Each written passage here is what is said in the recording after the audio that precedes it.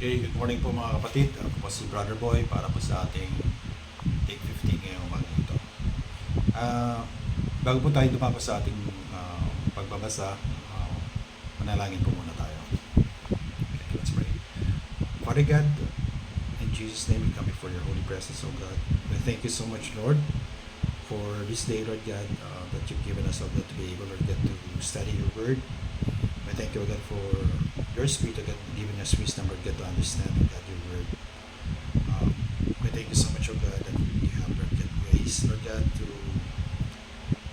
convey to us, Lord God, your thoughts as well as your will, O God. We pray, Lord God, that we'll be able to respond to you, Lord God, in this message, O God, accordingly, O Lord. Right now, Lord God, we bring you back all the glory in the name of your Son, Jesus Christ. Amen. Okay mga kapatid, so basahin po muna natin ang Ezekiel chapter 8, which is yung po yung tanong natin. Let's all read. So Ezekiel chapter 8, idolatry in the temple. Then on September 17th, during the 6th year of King Jehoiachin's captivity, while the leaders of Judah were in my home, the sovereignty of the Lord hold me. I saw a figure that appeared to be a man, from what appeared to be his waist down.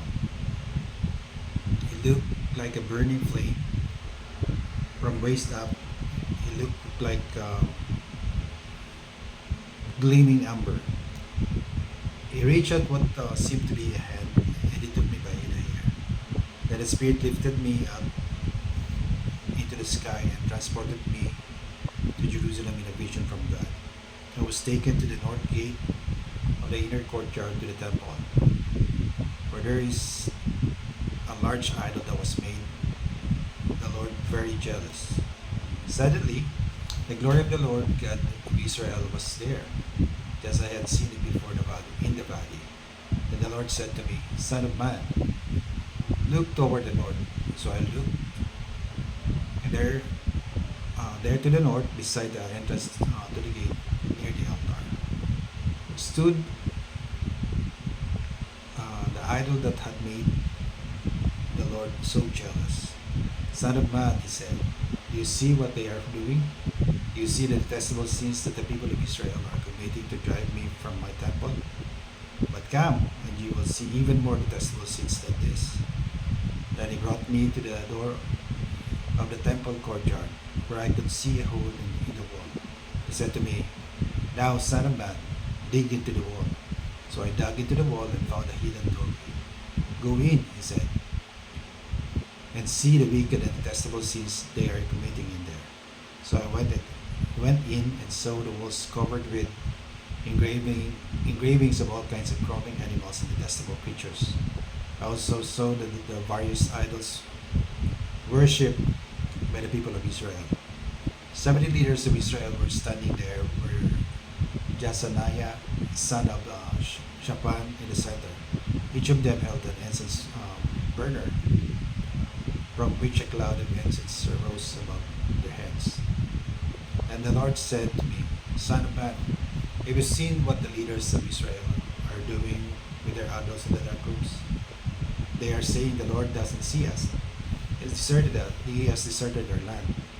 Then the Lord added, come and I will show you even more detestable sins than this.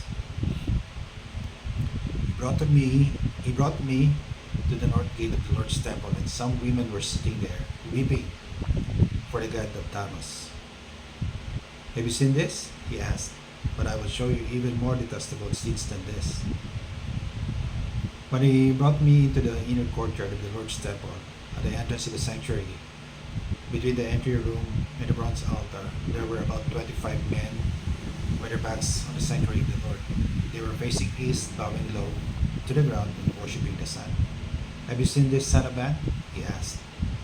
It is nothing to the people of Judah that they commit these detestable sins, leading the whole nation into violence, tumbling their noses at me, and provoking my anger.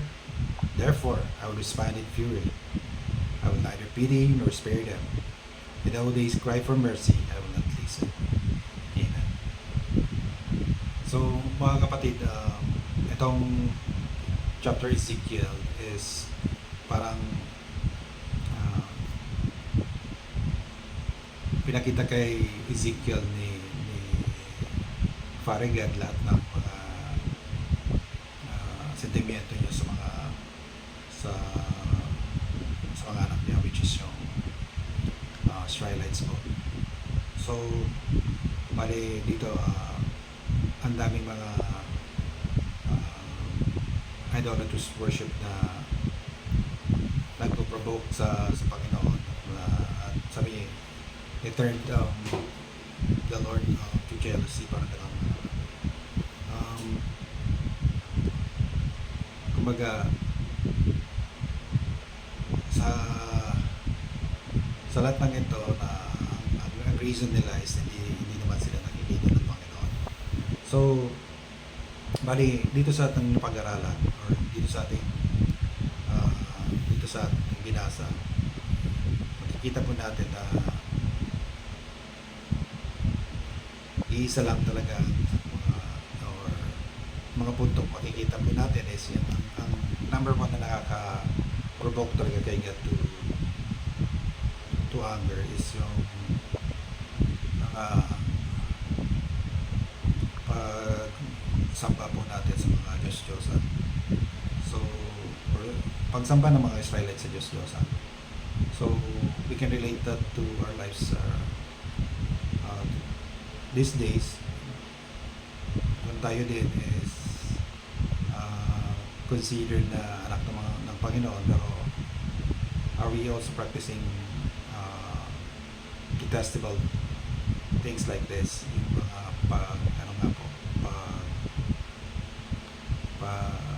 samba, or in a way delight ng heart po natin sa mga bagay na consider po natin na makukonsider na Diyos. So ang basis kasi na pinagagalingan nito is, di ba sabi, ang command niya is love the Lord your God above all else, and love your neighbors as yourself.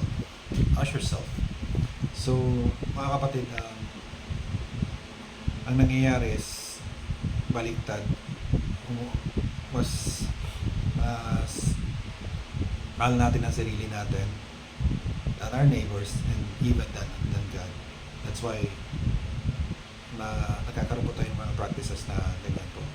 Unknowingly, kala po natin is, or unknowingly, hindi natin napapansin na meron na pala tayong Diyos sa buhay po natin. May narinig ako dito or may daanan ako dito sa Ezekiel na parang even yung mga blessing niya is na-turn na yun sa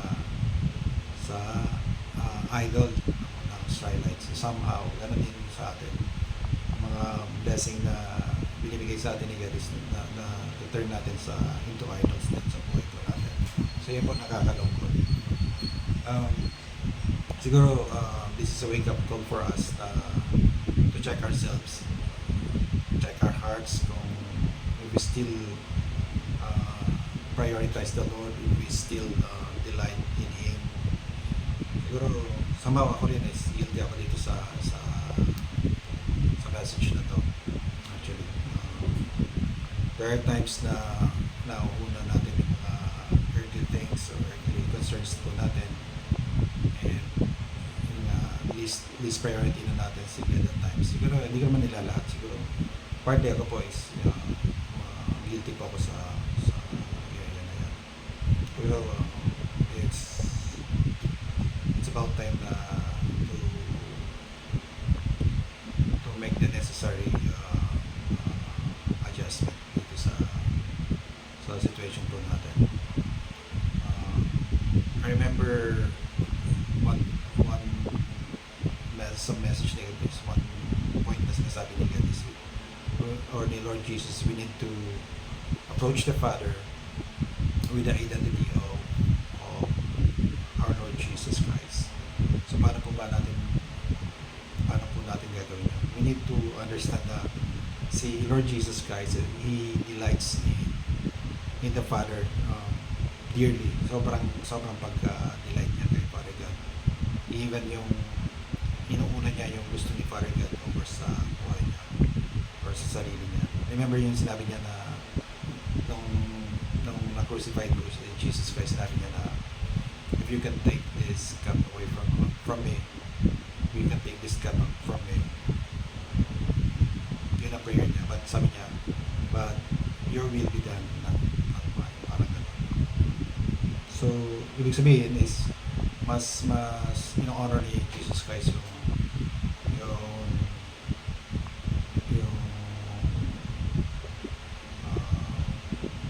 mararamdaman ng ating Diyos Ama. So, same way, we need to have that kind of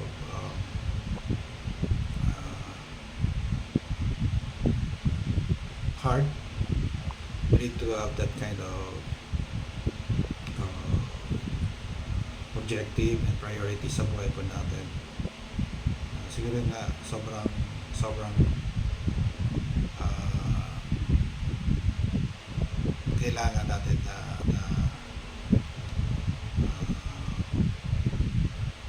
to die to ourselves, parang gano'n, and allow the life of Christ to really engage somehow. So, katulad ng paglapit natin sa Kanya, we have to approach God with the identity of the Lord Jesus Christ. Ganun po yung heart ni Lord. Ganun po yung heart niya towards the Father. Ganun po yung zeal niya towards the Father. So,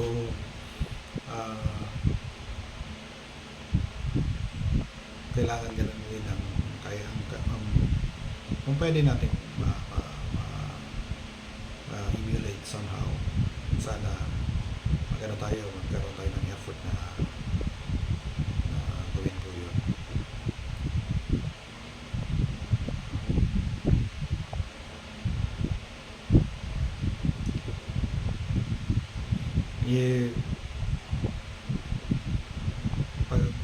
Pag nireview po natin ang salita ng Panginoon, makikita po natin yung heart talaga ni Lord Jesus Christ towards the Father. Lagi niyang nami-mention na naparito ako dahil sa Kanya, naparito ako para gawin ang kalooban ng Ama, parang gano'n, to do the will of the Father. Laging gano'n. So, sobrang ang taas ng regard ni Lord Jesus talaga kay Father God. And hopefully, we'll make an extra effort for to do so as well. So, I guess that's about it. Thank you so much sa umagang ito sa pakikinig. And hopefully, may nakulit po tayo sa umagang ito. So, let's pray. Father God, we thank you so much, Lord God, for this message again today. We repent, Lord God, for all the times, Lord God, that we provoke you to anger, Panginoon. When our hearts, Lord God, is not loyal to you, my Lord, or faithful to you, my Lord. Forgive us, Father God. May you cleanse us again once again by the precious blood of the Lord Jesus Christ. And allow us, Lord God, to be aligned once more, Panginoon, sa life, O God, na binigay mo po sa amin, which is your Son, the life of your Son, Jesus Christ. We thank you so much, O God, that we'll be able to live this life, O God, this life that you bless us with, my Lord. We'll be able, Lord God, to please you, Lord God, in all the things that we do, we think, we say, Lord God, actions, and even mga thoughts of po namin is nakalay po sa inyo, Panginoon, and it is pleasing to you, my Lord. Maraming salamat, O God, we will look into this, O God, seriously. Maraming salamat, Panginoon, that we will respond, Lord God, accordingly, Panginoon, that we will be able, Lord God, to somehow, Lord God, prioritize you, Lord God,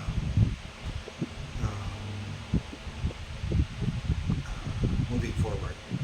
Maraming salamat po, Panginoon, sa pagpapaalala sa amin, Panginoon. We lift up to you, Lord God, also, Lord God, those people, Panginoon, medyo nasisway na rin, Lord God, ng world na to, God. We lift up to you, Lord God, those people, Lord God, na nawawala na rin, Panginoon, ng enthusiasm, Lord God, sa ministry, mag-serve sa inyo, or zealousness, oh God, even, Lord God, yung mga kabataan din, Panginoon, na nasusway, oh God, na things of this world, oh Lord. We lift them up to you, Lord God. Touch them, Lord God. May you call their attention, Lord God, and may they be able to respond to you, Panginoon, in Jesus' name. Maraming salamat po, Lord God. Binabalik namin sa inyo ang kapurihan sa dakila pangalan ng iyong anak na si Jesus. Amen and amen. Salamat po mga kapatid. God bless you.